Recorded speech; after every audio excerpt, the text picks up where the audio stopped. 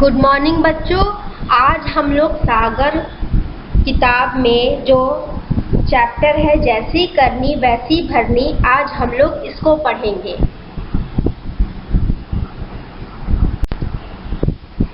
देखो, इस कहानी में बताया गया है कि ज्ञान प्राप्ति के पश्चात, यानी कि भगवान बुद्ध को जब ज्ञान प्राप्त हुआ तो वो 4 मास एक ही स्थान पर निवास करते थे।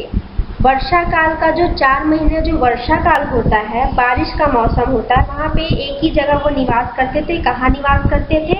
वह श्रावस्ती नगरी के निकट जेतवन नामक स्थान पर रहते थे और वहाँ वो सबको उपदेश दिया करते थे और सारे भिक्षु बाहर के लोग आकर उनका उपदेश सुनते थे।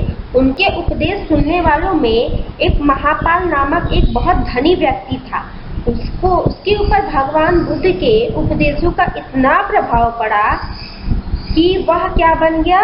भिक्षु बन गया।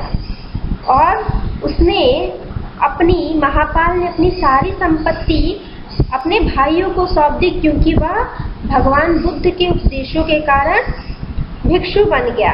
और वह 4 वर्षों तक भगवान बुद्ध के उपदेशों को सुनता रहा। और जब वह एक पूरी तरीके से भिक्षुक बन गया, तब भगवान बुद्ध ने उसका नामकरण, उसका एक नया नाम रखा। क्या नाम रखा? चक्षुपाल, यानी कि महापाल का दूसरा नाम क्या हो गया? चक्षुपाल। यह चक्षुपाल नाम किसने रखा? भगवान बुद्ध ने रखा। चक्षुपाल ने बिहार से कुछ दूरी पर अपना घर, यानी कि अपनी एक कुटिया बनाई। वो कुटिया में केवल बैठ सकता था, सो नहीं सकता था। यानी कि वो कुटिया इतनी छोटी थी कि वो बस इसमें बैठ सकता था, सो भी नहीं सकता था। और दिन रात वो यहाँ पे उपासना, यानी कि यहाँ पे वो उपासना किया करता था। कुछ दिनों बाद क्या हुआ कि चक्षुपाल की आंखों की रोशनी चली गई। उसकी बहुत चिकित्सा कार्य करवाई गई, यानी कि उसका बहुत इलाज करवाया गया, लेकिन उसके आंखों की रोशनी नहीं लौटी। लेकिन इस अंधी आंखों से भी चक्षुपाल की उपासना कम नहीं हुई और उसने इतनी उपासना की कि उसे बहुत ज्ञान प्राप्त हुआ और वह अहर्त बन गया। अहर्त का मतलब क्या होता है? अहर्त का मतलब होता है कि जैन और बौद्ध धर्मों में संतों को जब एक विशेष पद मिल जाता है, जब वह सारे भिक्षुओं से ऊपर हो जाते हैं, तब उन्हें अहर्त कहते हैं। तो महापाल चातुर्मास यानी कि 4 मास, यानी वर्षा काल का जो 4 महीना होता है उसे यहाँ चातुर्मास बोला गया है। वह जेतवन में रहता था और भगवान बुद्ध के उपदेशों को सुनता था। एक दिन सारे भिक्षुओं ने बुद्ध के दर्शन किए और उन्होंने फिर सोचा कि चक्षुपाल नामक एक अंधा भिक्षुक भी जब उपासना के आधार पर, उपासना के कारण अहर्त बन सकता है, तो सारे भिक्षुओं ने एक दिन चक्षुपाल से मिलने की इच्छा व्यक्त की। जैसे ही वह चक्षुपाल से मिलने जाते हैं, उस दिन बहुत बारिश होती है और बारिश में सबको पता है छोटे छोटे जीव जंतु धरती से तो पानी से बाहर निकल के आ जाते हैं। और चक्षुपाल जब अपनी झोपड़ी से बाहर आया तो उसके पैरों के नीचे से बहुत सारे जीव मर गए। और भिक्षु होते हैं, धर्मात्मा होते हैं, संत होते हैं, वो किसी प्रकार की हत्या नहीं करते। उनको बहुत अच्छे चरित्र का माना जाता है। तो सारे भिक्षु बोलने लगे, इनके हाथों तो पाप हो गया, इनके द्वारा बहुत सारे जीवों की हत्या हो गई, या कैसा पाप हो गया। उसके बाद वह भगवान बुद्ध के पास जाते हैं और भगवान बुद्ध ने बताया कि क्यों चक्षुपाल से ऐसा हुआ। ऐसा क्या हुआ कि चक्षुपाल की आंखों की रोशनी चली जाती है। और वह बताते हैं कि कैसे बुरे काम करने वालों का नतीजा हमेशा बुरा ही होता है, चाहे हम पिछले जन्म में ही बुरे कार्य क्यों न किए हो। अगर इस जन्म में भी वो चीज उसको हम लोग पूरा नहीं कर पाते, यानी पिछले जन्म के कर्मों को भी हमें इस जन्म में भोगना पड़ सकता है। तो जैसा कि भगवान बुद्ध बताते हैं कि पिछले जन्म के कर्मों को भी हमें इस जन्म में भोगना पड़ सकता है।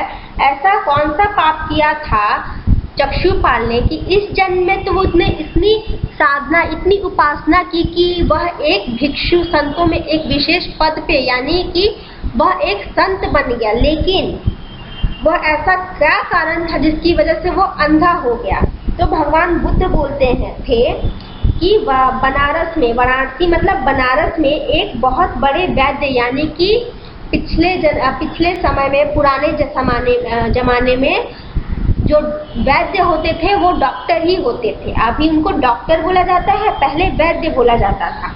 वो बहुत ही योग्य थे, उनके पास बहुत सारे लोग इलाज के लिए जाते थे।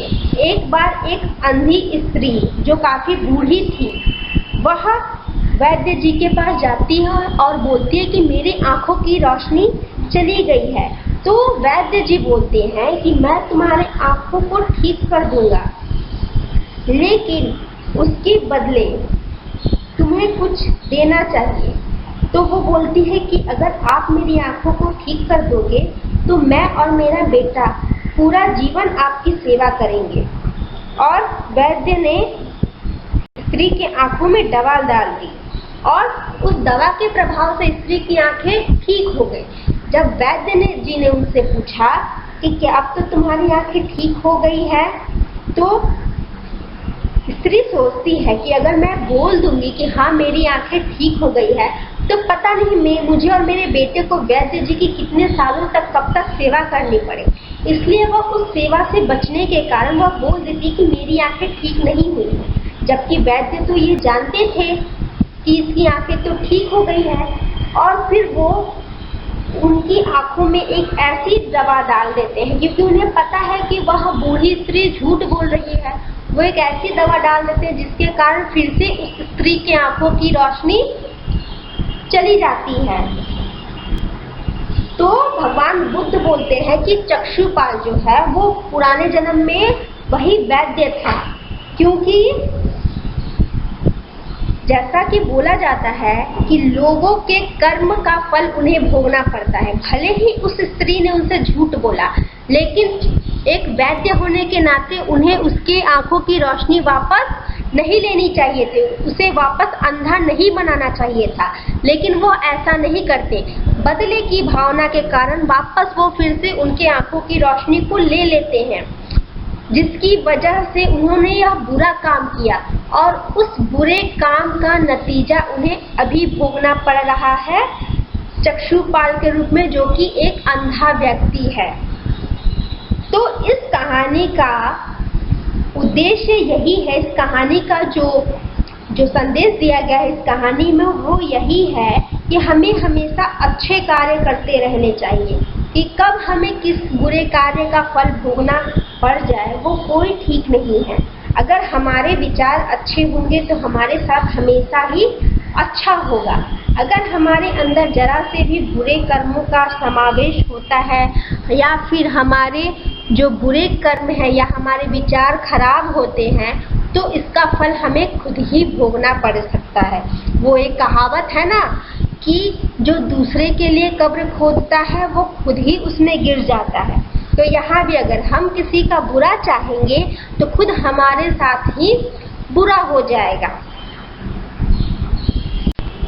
तुम लोग अपने किताब में जो मौखिक अभ्यास है, दूसरा सही विकल्प को चुनकर सही का चिन्ह लगाएं उसको, और रिक्त स्थानों की पूर्ति करें। ये किताब से उतार के करोगे कॉपी में।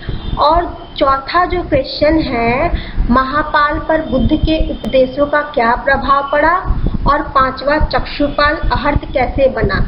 ये 2 प्रश्न तुम लोगों को अपने किताब से खोजकर खुद से करना है। थैंक यू बच्चों। अब तुम लोग शनिवार तक मुझे ये होमवर्क नीचे दिए गए ईमेल एड्रेस पे ईमेल करोगे, ठीक है?